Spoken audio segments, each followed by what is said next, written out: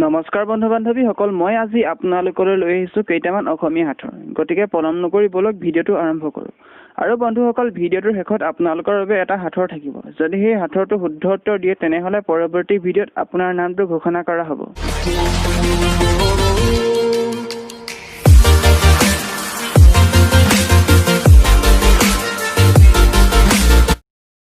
সহজৰ সজ কাটি মিঠাই ঠাই কাটি তামোলৰ মূল কাটি নাচি নাচি খা কাটি।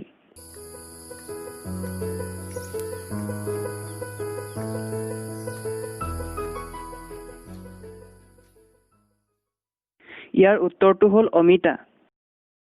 ইলিং তিলিং একা বেকা বাট ওপৰত উঠি যায় মহাৰাজ।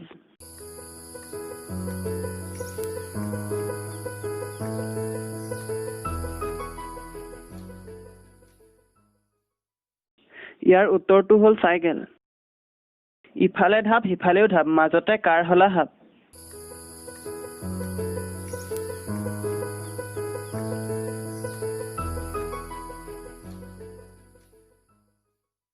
ইয়াৰ উত্তৰটো হ'ল মাকু।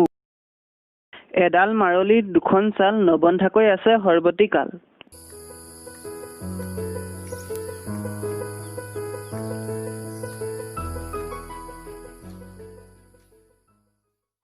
ইয়াৰ উত্তৰটো হ'ল কলপাত।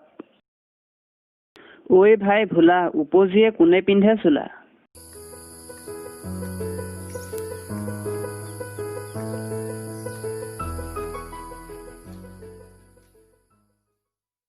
ইয়াৰ উত্তৰটো হ'ল বাঁহৰ গজালি।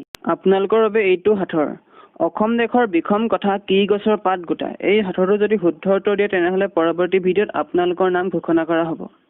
যোৱা ভিডিঅ'ৰ সাঁথৰটো আছিল সাঁথৰৰ নাম যদু ৰায় হাঁহটো পেলাই বাকলিত টুকাই।